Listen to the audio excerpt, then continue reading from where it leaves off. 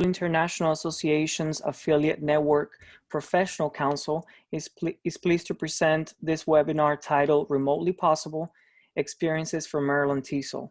Our invited speakers are Katie Miller and Jamie Harris from Maryland TESOL. We're very pleased to welcome all of you to this webinar. I will be your moderator for today's event.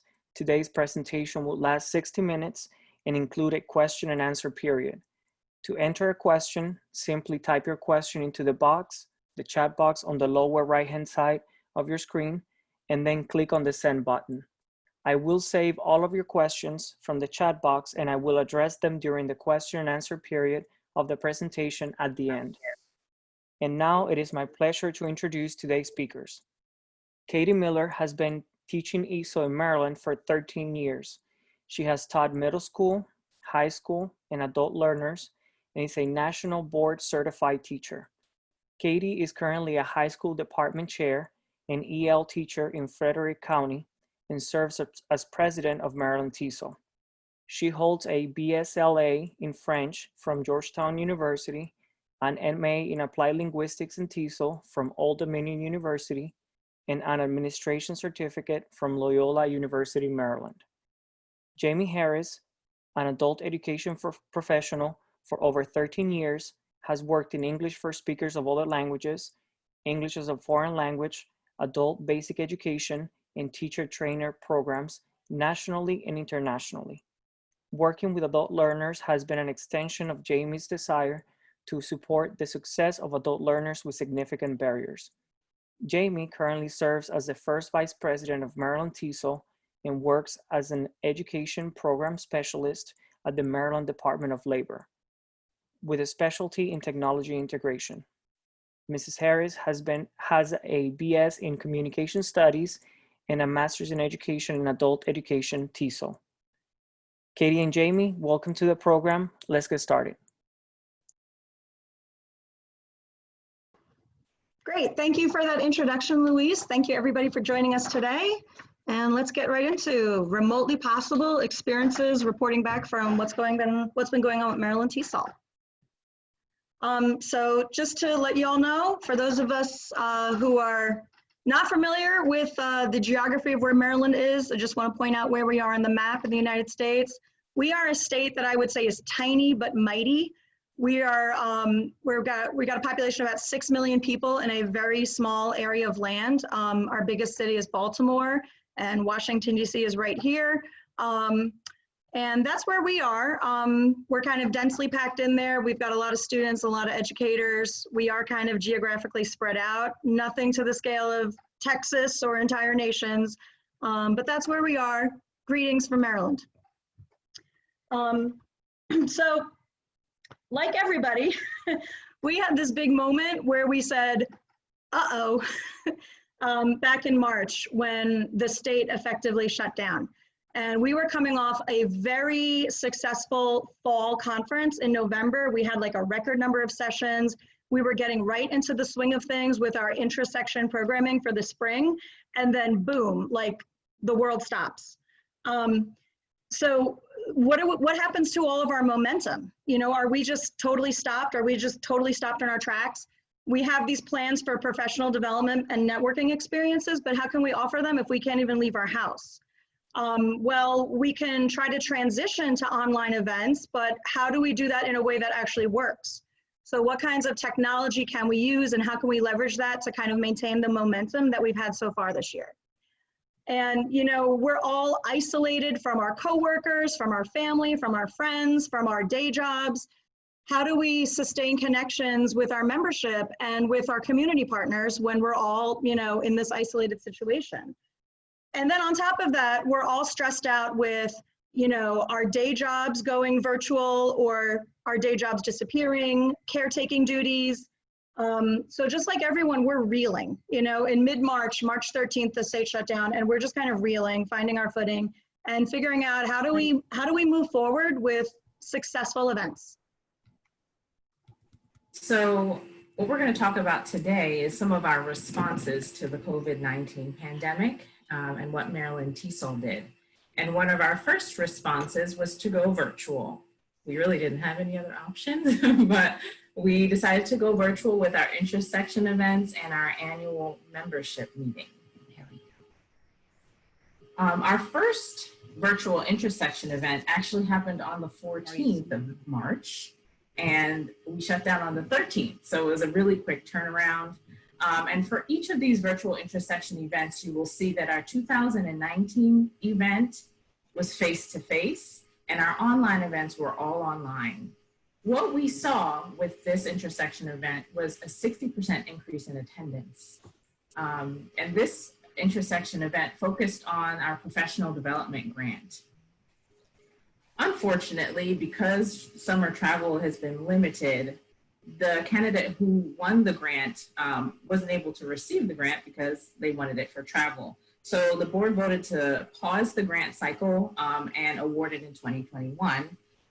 But the virtual intersection event plan worked in this case. Our next virtual intersection event was titled Restorative Practices for English Learners at Risk.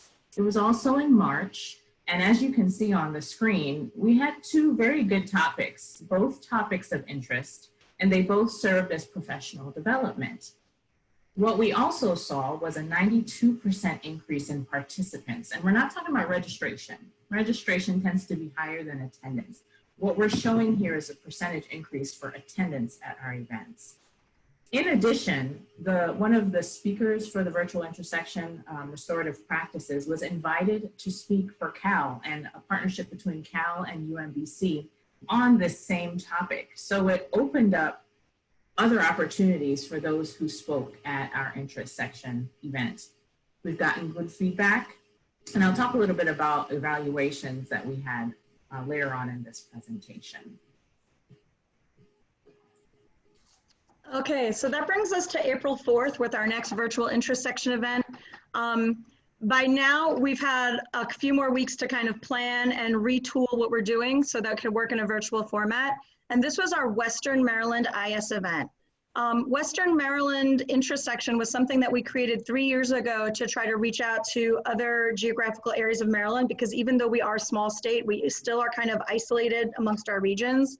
We have this whole big body of water called the Chesapeake Bay that separates half the state.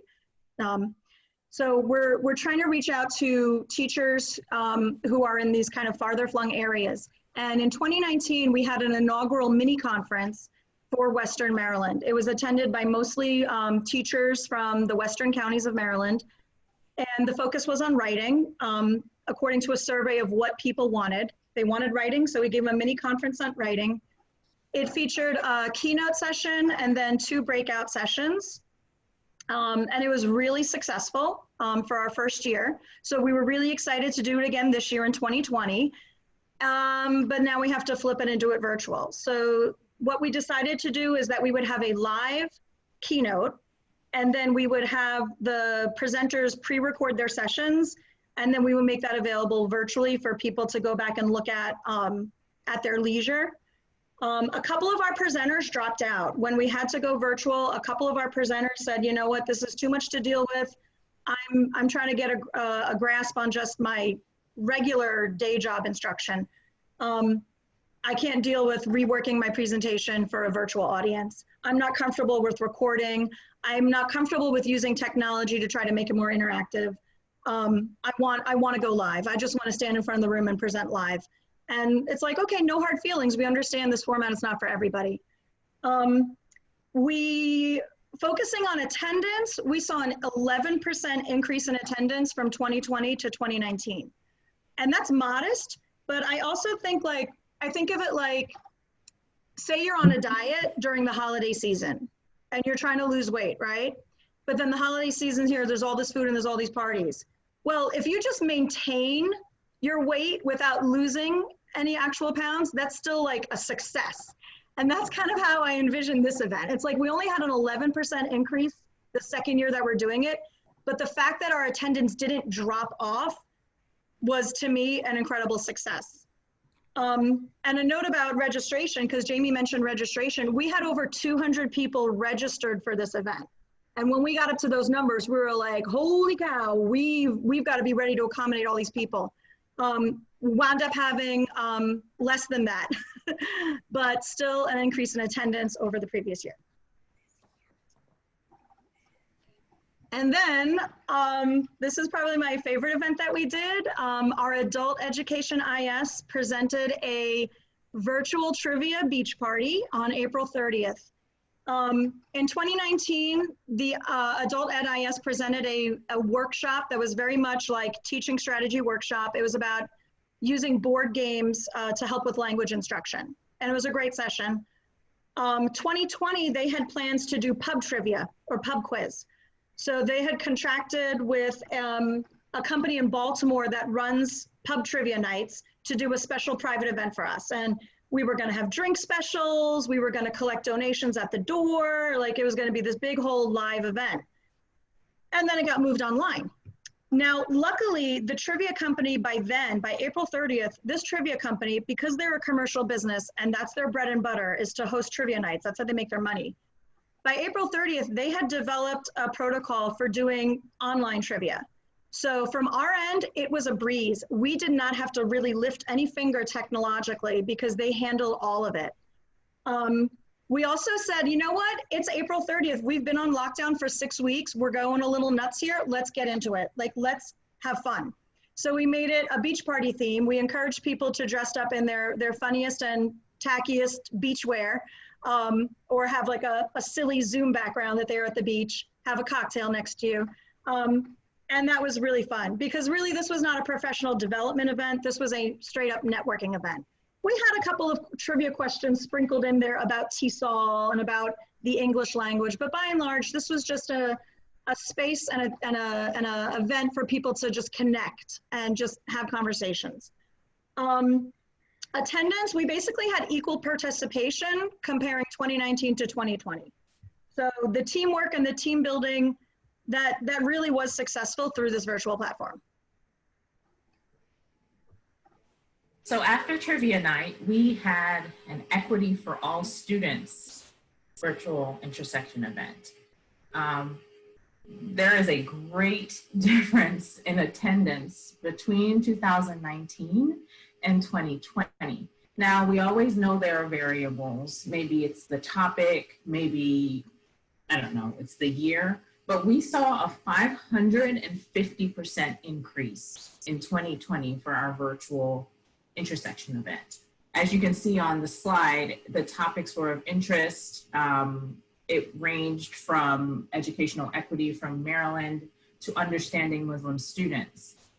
It was professional development. There were 4 speakers, and after speaking with the planner for the event, they would have reduced how many speakers they had, but that we did get evaluations and had great feedback. And we also provided certificates. So we provided certificates for this event and all the other events that we've mentioned so far. And we also included evaluation links so that we can get feedback, because the reality is this may be something we continue, and we'll talk a little bit about future programming in a moment. My favorite event was our evening of student success stories. The reason it was one of my favorite is because sometimes we think that when something is virtual, it's very detached. But I will tell you that we had live student speakers who were nominated previously. Those live student speakers shared their stories. We had awards, and the award nominees and winners either recorded a video or spoke live. And I will tell you that there were tears during this event. We were able to connect emotionally with people through a virtual event, which is a challenge often, but it was a time to refresh us, remind us of why we're in the field in the first place, to see student success. We had equal participation. The awards for, we have awards like the Ann Bush Award, we have Teacher of the Year, Distinguished Service Award, and so all of those awards were mailed previously so that during the event they could hold up their award and say, thank you, Maryland TESOL. We also had recorded videos. We also had breakout rooms to encourage discussion between participants. So it was a very successful virtual annual membership meeting. During our annual membership meeting, it's usually a dinner. And unfortunately, we didn't get the dinner. It was going to be so good. But we did have the treasurer speak. We did have the new president, which is Katie, address membership.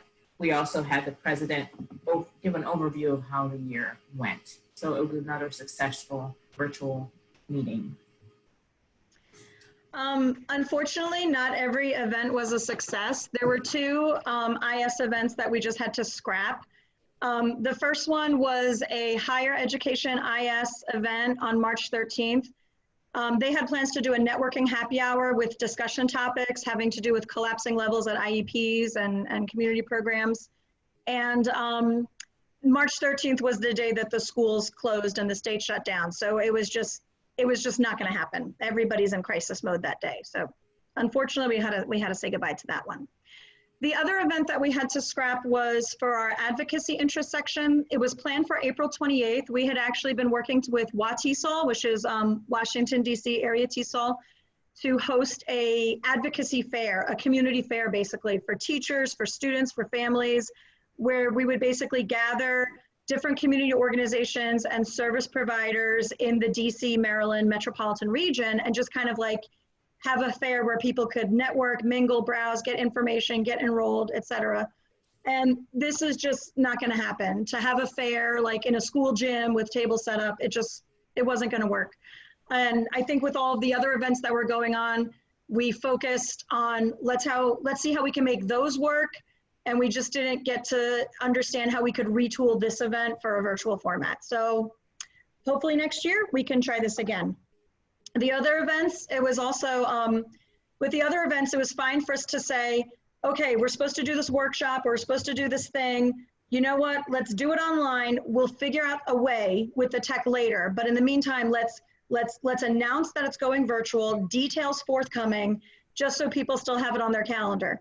And these events though, it was just impossible to do that.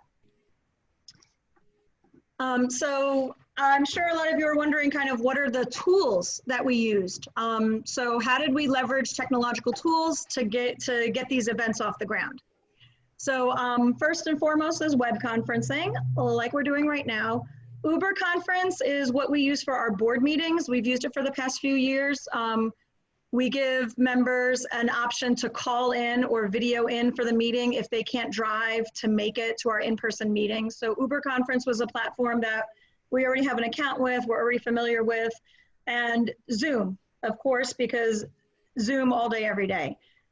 We used Uber Conference for the PD grant workshop, our elementary and our secondary events, and then we use Zoom for Western Maryland adult ed trivia events and for our spring dinner/non-dinner membership meeting.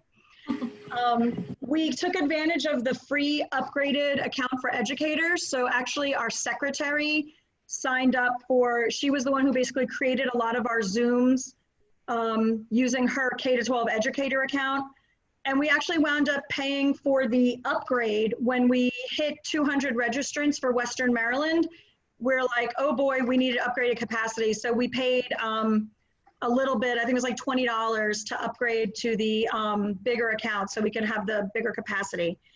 And it was actually useful to us because then with that, we got the co-host function, which we've used for following events. So the upgrade was very much worth it. During the Zoom and during the Uber conference, like today, we have a co-host, an organizer or a co-host or organizers, plural, who were monitoring the chat to make sure we didn't miss any questions, who were introducing kind of the flow of the events, welcoming people as they are introducing the speakers, and also watching out for Zoom bombers. Luckily, we didn't have any issues with that. Nobody hacked our Zooms, we were good. We only sent the meeting codes to registered participants, and we only sent those out like the morning of the event. We didn't publicize them on our website. We didn't publicize meeting codes on social media. Trivia night was really great with the Zoom because of you being able to use the breakout rooms. Then the host could send teams to a breakout room to discuss their answers, and then they would type their answers in the chat. So this way we were able to keep it like the integrity of the competition. So it wasn't like 50 million people writing an answer in the chat and then like, you know, there's no fun in that because somebody's already shouted out the answer. Western Maryland, what we wound up doing is you said, okay, well, we're not going to have a conference for 5 hours on Zoom because we don't want to torture our members. So we said we're going to have a live keynote, and we kept that to, I think, like a 45-minute, maybe a 60-minute with questions and answers. And then we actually used Google Classroom to host the sessions. This was a free tool that we were able to use. We put all of the presentations that had been pre-recorded, we put them in like separate topics within Google Classroom so that all of the materials were there. And then we emailed the Google Classroom code out to registrants after the keynote. So basically, you know, again, we're not publicizing it on social media, where it's not like an open to the public thing. It's like if you registered for the event, you have access to the Google Classroom. We kept the sessions up there for like a week or 10 days so that people would have time to go back and look, because you can't sit in front of a computer for but so many hours a day until you start to go crazy or until your back starts to hurt. And this way the people could look at the presentations at their leisure. But also, you think about it, if we were to have a live keynote and then 2 breakout sessions, you would attend 3 sessions total. But if we have a live keynote and then we have 12 sessions on Google Classroom, you could, in theory, attend all of those sessions, right? So it really opened up the possibility of let's just host it and give people access to it. We use Google Forms to do session evaluations, kind of Likert scale, and then some open-ended, you know, what was useful about this session. We use Google Slides, and we encourage the presenters to do screencasts or some kind of recorded video so that they can narrate their slides. We also encourage the Google Classroom presentations to use more interactive tools to kind of actually make it seem like more of a conversation than just, here, watch this video of me narrating my slides. So Padlet was one of the tools that people used, and also just the discussion, like posting a discussion question in Google Classroom and then having that thread where people could respond to it.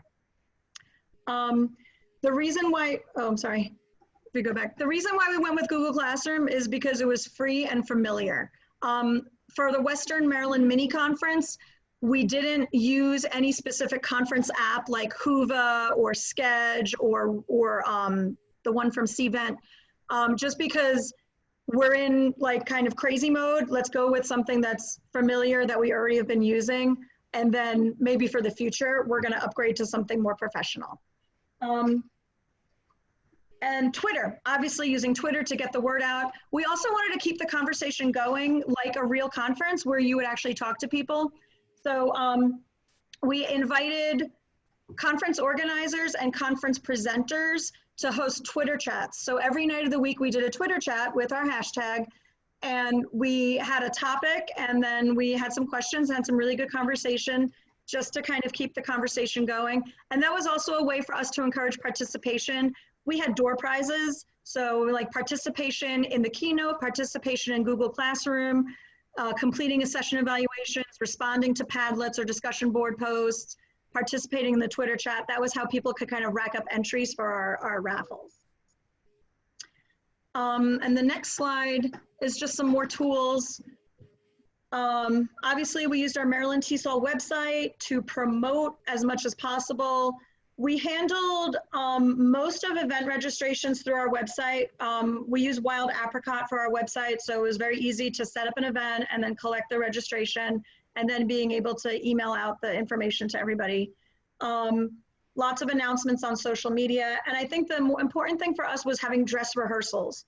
So for the Western Maryland Conference, especially for that one, because it was big, and especially for the spring student success stories where we had multiple players and multiple parts, having this like wet tech rehearsal for our event was helpful, because we could go through the agenda, we could make sure, okay, now it's your turn, now it's your turn, okay, now we share this, now we go to the video. There were so many pieces, and spending time a few days beforehand to rehearse that made it look flawless to the people who joined us and had no idea how much we had been scrambling behind the scenes.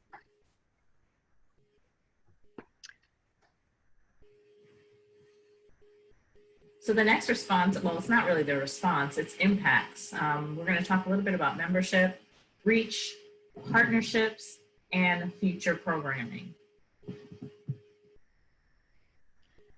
So this is actually an unexpected benefit of moving everything virtual, is that we actually had increased membership during this time.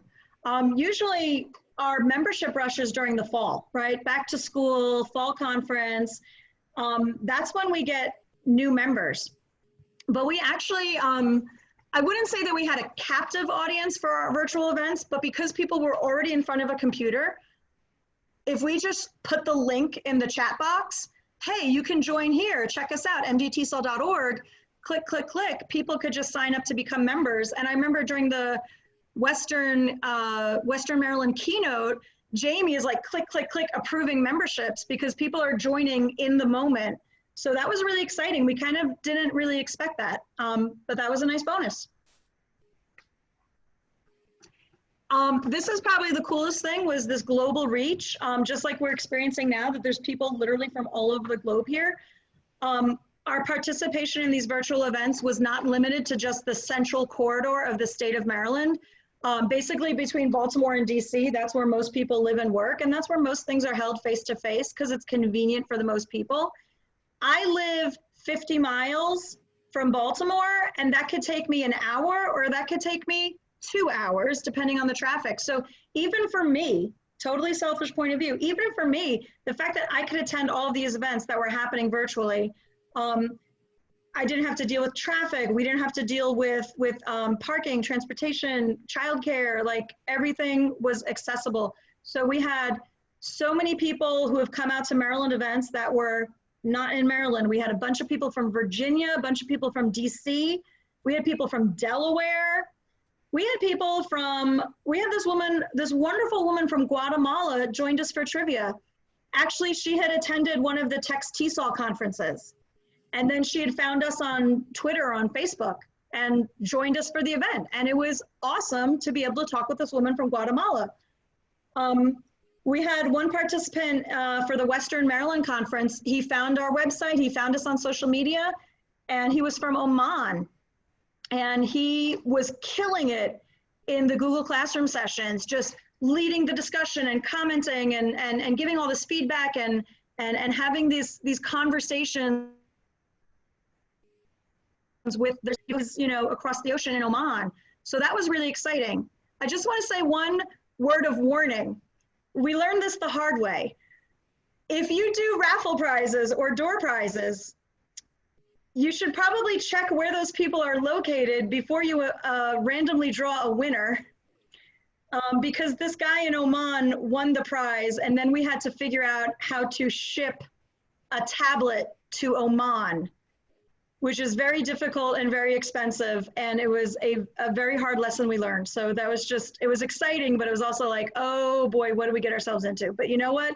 We have a friend for life now. Muhammad is our friend for life, for real. So in addition to increased membership and global reach, we also have more and new partners. So Katie mentioned Charm City Trivia earlier. They adapted what they would do in person to the virtual space. And so we partnered with them to do one of our intersection events. Another partner we have is American College of Education. One of our board members adjuncts with them, and so they offer to sponsor breakfast and prizes for the Western Maryland and spring membership meeting. They gave us Amazon gift cards for prizes. They presented a session during Western Intersection mini conference on educational leadership. They hosted a Twitter chat. And so we hope that they will be a continued partner for the next year. But partnerships are always exciting. So hopefully in the future, we can continue to grow our partnerships so we can extend that global reach to other organizations. So looking to the future, COVID-19 will not be around forever, even though it kind of feels like it. It will not be around forever. So one of the silver linings is that we've seen that virtual events, the remotely possible idea, can extend beyond the pandemic. So for our 40th annual fall conference, it will be virtual. Right now in the state of Maryland, we are still closed mostly. And so we really don't know what will happen in the fall. And for that reason, for planning and everything, we've decided that it will be virtual. An interesting point to note is that we had already selected a keynote speaker, and that keynote speaker was not comfortable with online events and online presenting. And I appreciated his candor. And so now we need to find a new keynote. And it also allows us to maybe adjust our theme from what it was going to be to something that may be more relevant for right now while everything has gone virtual and everything is digital. We are considering multiple keynote speakers, and so that's in the works right now. We also, in addition to the Western Maryland, want to have an Eastern Shore regional intersection. There has been a meeting already. There is interest, and so we're expanding our reach even more during this time and for the future. The Eastern Shore is interesting because it's very large, but a lot of pockets within that side of the state, the eastern side of the state. So they can be geographically separated from the state. So this is an opportunity. Why not use technology to bring them in and into our conversations and into our events? We emailed members from the Eastern Shore that we knew, some people we knew who worked there, and they are interested. They participated in some of our events, and we have a new board member from the Eastern Shore. So it's a great start. We also hope to increase our social media presence. Social media, as you know, is very powerful and it's free of charge. So why wouldn't we use this tool to forward the mission of Maryland TESOL? So we hope to increase social presence. And we also want to build community, membership, and benefits. When I told you about the event before where there was emotion in the event, we hope that we can continue to connect to people, even if it's virtual. For example, in the summer, we're hoping to have events. Normally, we wouldn't have events in the summer, but now maybe it's a possibility. So, and as we build community, hopefully we'll increase our membership. So, in summary, let's just summarize kind of what we talked about today. We had to respond very quickly to the pandemic and the closure of schools and libraries and communities as a whole. So what Maryland TESOL did is we shifted to online events. We increased our communication. Communication's key. When you're in your house and your neighbor is next door, if there is no form of communication, you don't know what's going on, and we can't assume that our membership knows what's going on unless we communicate frequently. We use online resources. Most of them are free. We also highlighted the benefits of membership. During events, in our news, our e-blasts, because we send emails out to our membership twice a month, we increased our surveys to include a survey about our newsletter, the survey about our intersection events, and we built community, social media, different events, emails, and that's just the beginning. So kind of thinking about like, all right, what was some unexpected benefits? What went well with the online shift? And then what was some things that weren't so good? So the first thing was obviously the budget. I mean, by making these events virtual, we didn't have space rental fees. We didn't have to buy food to serve a breakfast or a lunch. We really saved our budgets. The way that it works is that we have $300 budgeted for each intersection events. And we didn't spend, I mean, I think we paid for the Zoom upgrade and some raffle prizes and shipping to Oman. That's literally all we spent the money on. The tech that we used was either free or low cost. We definitely had an expanded reach. We got more people. We got different people who would otherwise not attend our events in person. We got a lot of positive feedback from the people who attended our virtual events. They thought that the topics were interesting and relevant, and they enjoyed the formats that we presented them in. And I think we've increased our awareness because just because we've had more of a virtual presence than we have in years past. And seeing that it's so, well, I don't want to say easy, but it's not as difficult as we imagined. There's no reason why we can't continue to offer these events in addition to doing face-to-face events when it's safe for us to do so. For example, our PD, our professional development grant workshop, there's no reason why we can't have that every year as like a staple event that we run every spring, because it's a pretty simple thing. Takeaways that are kind of negative.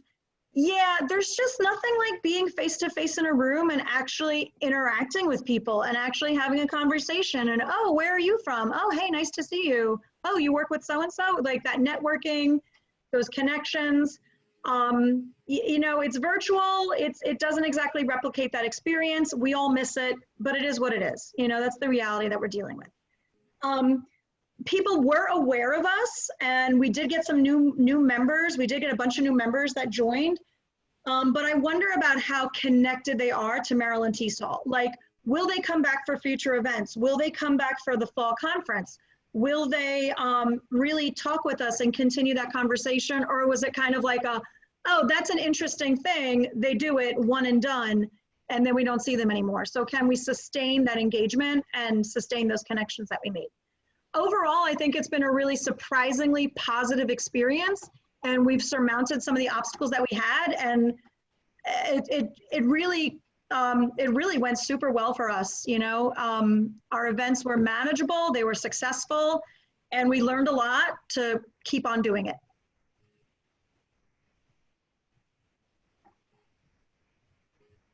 So now it's time for questions and answers. Hopefully you've put your questions in the chat box, and Louise will let us know what those questions are. Yes, Jamie and Katie, thank you very much for sharing all of this information with us in the chat box. We've been very, very busy and engaged, and a lot of the participants are very interested and thankful for the information that you're sharing. Many of them are thinking about moving their conferences, their conventions to online, so they're very thankful for everything that you're sharing. So I did my best to condense all the questions that we had, and we have 14 questions. So yes, that's a good number. So I'm going to start adding the questions one at a time. We address one at a time. I'm going to add it in the chat box so we can see here the question. The first question is, how do you organize your events throughout the year at Maryland TESOL? And they're asking specifically about IS events and annual conference. I guess how it's organized throughout the year. So our fall conference is on the second Saturday in November, and then our spring IS events take place between January and May. And we're free to organize when exactly those happens. Our annual membership meeting / spring dinner, that's on the third Thursday in May. We don't really like to encourage anybody to do PD in May, because by May teachers are done, like we're done with the school year. I don't care about a new teaching strategy in May, right? So that's basically how our calendar looks. Thank you. We have the second question here, and I think you addressed this, but just to double check, what platform did you use for the Western Maryland special event? We used Zoom and Google Classroom and Twitter. Good. We have, thank you. We have another question here. Sessions were pre-recorded, but was there a live feature with the chat? And I think they were asking about in reference to Western Maryland, specifically with Google Classroom. Do you want to take this one, Jamie? No, go ahead, Katie. Okay. There was not a live chat experience within Google Classroom. Basically, the discussion was like asynchronous using like discussion board type apps. The live conversation happened during the Twitter chats. Thank you. We have here next question. Please share with all the contact information. Share with all the contact information of the trivia company you used. Okay, I can do that. It's a Baltimore trivia company. I'm sure they'll be willing to spread their wings, but I will look that information up and put it in the chat for you. Thank you. And we have another question here. Did any of these events require a registration fee where participants require to be members of Maryland TESOL, where non-members attending these events required to pay any fees? And again, I'm adding all of these questions in the chat box. That's an excellent question. Yes. So for the intersection events, because they went virtual and because we had to respond so quickly, we removed the fees. And I think that's just for the first year, and it helped us with increasing awareness of our organization. In the future, though, we are considering having a fee. So normally during intersection events, members have a lower price than non-members, and we'll do the same in the future. But for this session, everything was free. And I think it had a benefit because we were able to reach people we would have never been able to touch. And we brought awareness of Maryland TESOL to the state. Typically with our IS events, we might charge $5 or $10 for admission, depending on if you're a member or if you get a discount. They're obviously open to non-members. It depends on if we're feeding them a meal. And also Yes. depends on the space we're using. When the public libraries, for example, if we do an event at a public library, which is a great place to have it, we're not allowed to charge admission fees. We had a community college that we were originally slated to have our conference at, our Western Maryland conference. Because of their sponsorship of the conference and their bylaws, we were not allowed to charge an admission fee. So, so for virtual, we weren't planning on charging anyway. But we did talk about, like, we don't want to devalue the experiences that we're providing for our members and other educators. So we probably next year are gonna charge a nominal fee. Thank you. And we have Jamie. Thank you, Jamie, for sharing that link with the Charm City Trivia website in the chat box. We have another question here. What was the cost for speakers? So for our intersection events, most of them were part of the board. We did not have, I'll let Katie speak to the Western Maryland event, but when we talked about elementary education, adult education, when we talked about those events, there was no cost, which was a great benefit. We used the expertise of people in the state who have been doing the work for an extended period of time, and they saw it as a professional development opportunity to speak. And so most people did not charge for speakers. Western Maryland, was that different, Katie? No, we did not give her an honorarium. She's actually the supervisor of one of the districts in Maryland for the ESOL program. She did it out of the kindness of her own heart and the, you know, credit on her resume. We got her a gift card. We definitely thanked her with a gift card, but we didn't, it's usually not our policy to pay speakers outside of the fall conference. Thank you. Next question that we have here. Did any provide, I guess, did any event provide state provided continuing education hours or other benefits to attendees? For the intersection events, no, we did not provide continuing education hours. However, for a lot of these instructors, there's a benefit, especially I know in adult education, there's a benefit for someone to have a certificate that states they participated in a professional development event, and it usually will say how much time they spent. So that was one of the benefits for those who attended. They did receive a certificate stating that they attended an event. And to piggyback on that, the reason why is because Maryland State Department of Education for K-12 teachers has very strict requirements about seat time, hours, and work product for it to count to get actual state professional, you know, CEUs. It's really even hard for us to do that for the fall conference because our fall conference is typically only an 8-hour thing.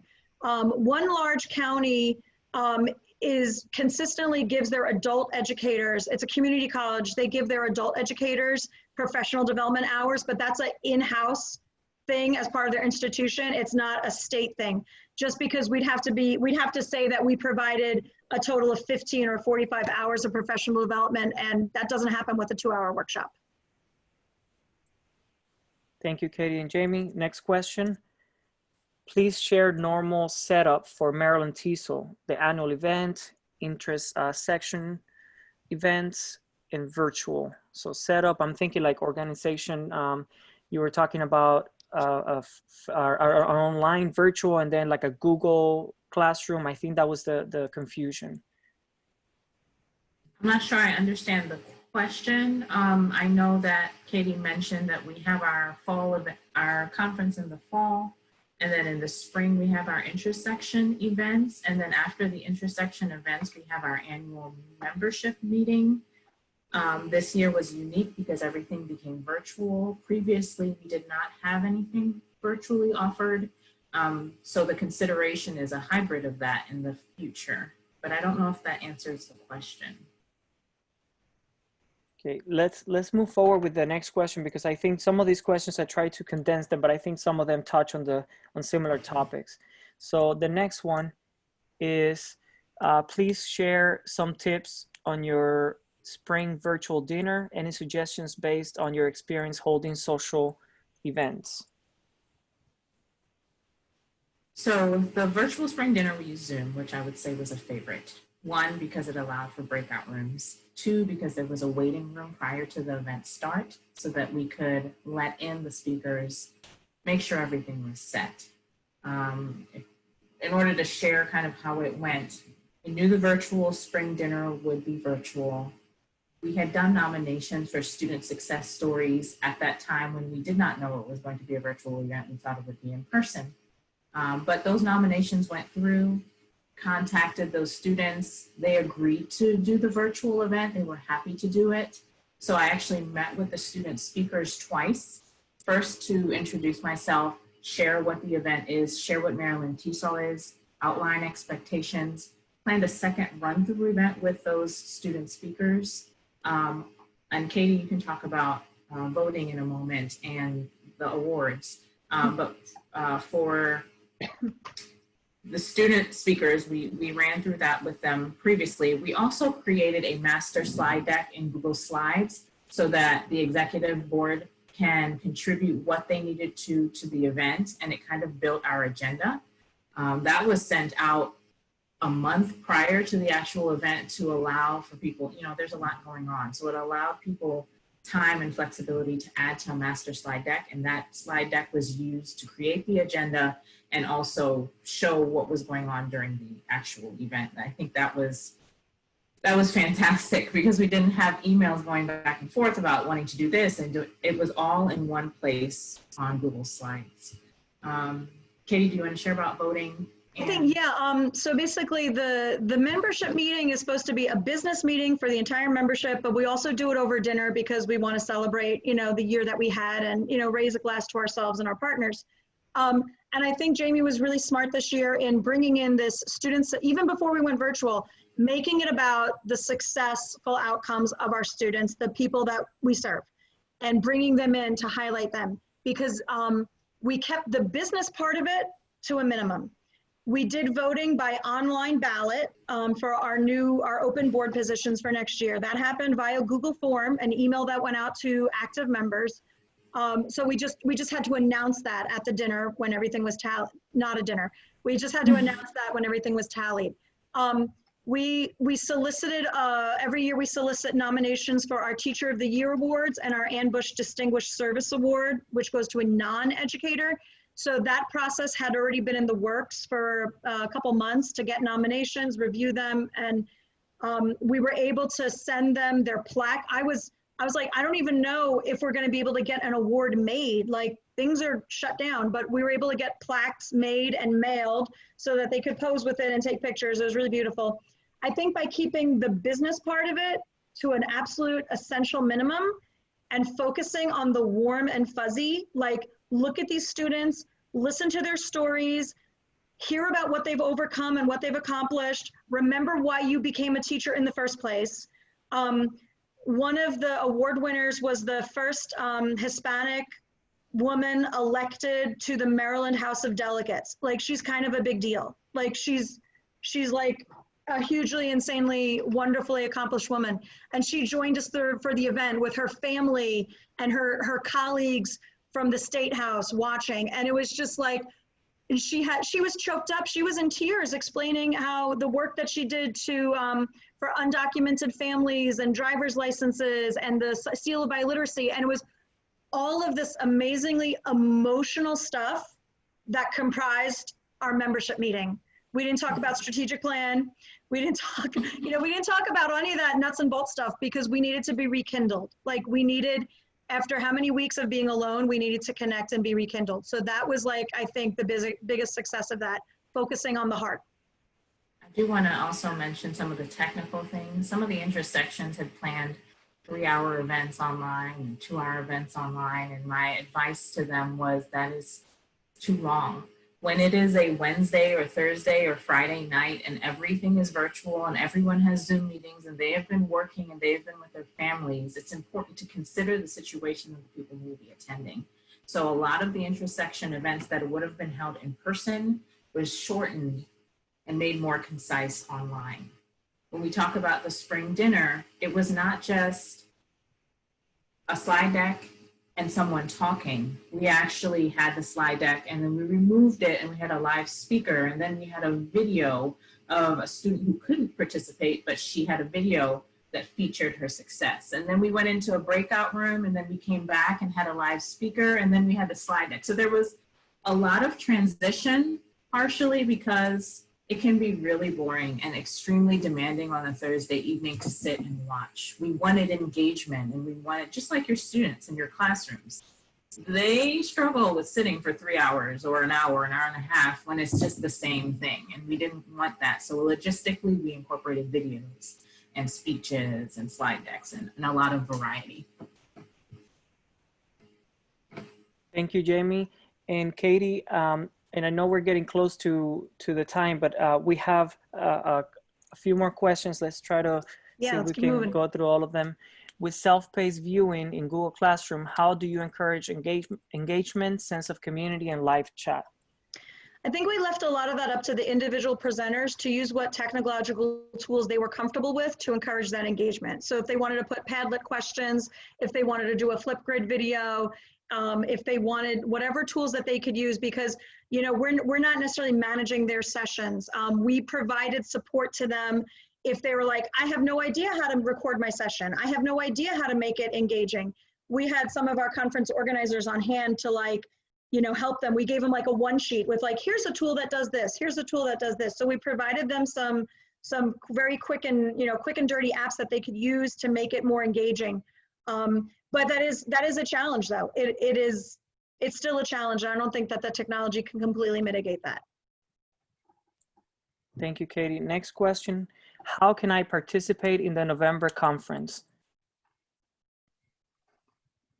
So glad you asked. Now, are you talking about attending or helping us out? I'm not sure. We are working. I think she wants to participate, like attending, virtual attendance. Oh, that's wonderful. Luis, I'm not sure how to answer that question. Are you able to share conference information to those who are attending here? Yes, I don't know. The link, we can share it through the chat box, or they can email you. We can go back to the slide later with your email information, and they can definitely contact you. And our website. And here's our website. Mm-hmm. It'll be updated. So I just put it in the chat box. Thank you. And then next question here, how are you planning to price the annual conference? So these are good questions. I have attended other events in the past where there was a fee, and we are in discussion if that fee is viable. I believe in adding value or assigning value to events, products, whatever the case may be. Everything cannot be free. And we will have keynotes, and so we will have a fee. I'm going to base it on the experience with another conference, but I don't want to share it right now because our executive board really needs to talk through what that price will be. I will say it will not be the full cost of the conference when we have it in person, which is usually over $100. I don't think that we're going to price it that high, but there will be a fee. Thank you, Jamie. And we have just 3 more to go. The next one, we would love to hear what your annual membership entails, or annual membership meeting entails. It kind of depends on the year. We usually reflect on the year. We kind of have some, go through our calendar, reflect on the events that we had. We usually have guest speakers. In addition to our award winners, we'll have guest speakers from the community to present about a program or to present about some successful venture somewhere, or some news, or like something going on with the state in terms of policy or whatever. Sometimes we'll have a networking experience where we invite colleges, universities, and ESOL programs to come and network. It kind of really depends on who's at the helm of it that year.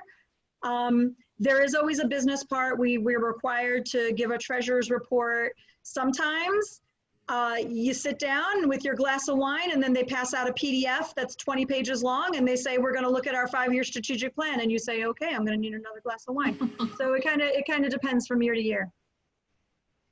And that's officially, I saw a question just pop up. Yeah, that's officially when the new board takes effect that night. Then we have another question here. How early should we start planning for virtual events? I would start as soon as possible, even if it is not finalized. So let me explain. So the spring membership meeting, we started planning that in the fall. One, when we talk about virtual, it's a lot harder to plan an event when everyone is somewhere else. So let's say we would plan an event in person. You could come to a room, sit for 3, 4, 5 hours and plug away and plan, but you can't really do that virtually. And if you try to do that virtually, people will start to tune out after an hour.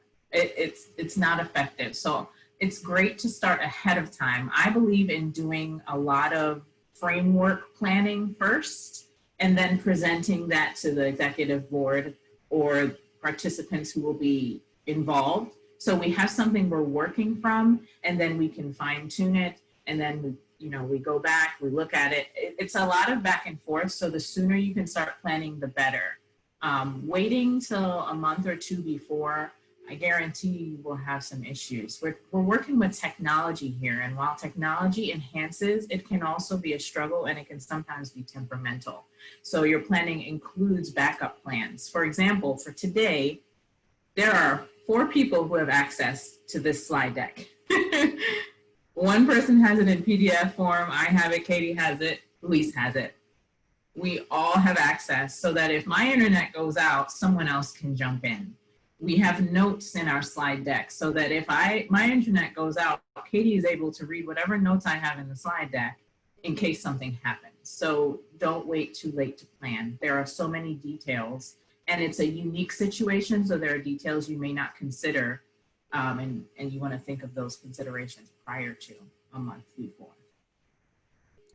Thank you, Jamie. And before we ask the last question, please check in the chat box. Katie shared with all of us a Google document with, I know some of you have been asking for them to share resources. So that's the link. Katie just shared again.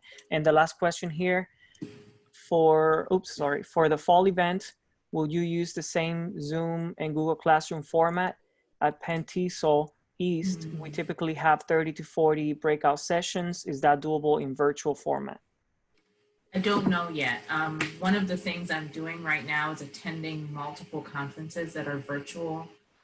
Some things are extremely expensive. From my work in Maryland Department of Labor, we were considering some online live event platforms, and they were very expensive. And so some ideas are viable for Maryland TESOL and some are not. But one thing I'm doing right now is attending other conferences to see if the format seems viable for our fall conference. Zoom is something comfortable, but remember, we are still investigating to see if we can do things better. So I don't know yet. Hopefully you'll attend our fall conference and find out if it'll be Zoom or something else. And Big TESOL's virtual convention happening in July. We're going to be at that, and we're going to be scouting for that. And if there's any suggestions, we started to look into some of these. If you have a suggestion because you've attended a conference in this virtual platform, we'd love to hear your experiences too. Thank you very much, Katie and Jamie. We have their email here. And before we conclude, we would like to also share some information with you about our upcoming webinar on June 6th. And here's the information for the upcoming webinar. Also, George, are you here with us? Yeah, thanks, Luis. Yes. Thank you very much to the presenters. Thank you, Luis, for moderating, and everybody that's here. I just wanted to say that this is the next webinar we're going to be hosting. And then, as Deborah Short shared on the chat box before, the TESOL virtual convention is going to be in July. Registration opens on June 1st. So be alert for the registration links on your emails, as well as on all social media. Thank you very much. Thanks, Luis. Thank you, everyone. With that, we must conclude today's online program. Today's presentation was titled Remotely Possible, Experiences from Maryland TESOL. A special thank you to our presenters, Katie and Jamie. This concludes the program. You may now disconnect. Thank you, everyone. Have a wonderful day.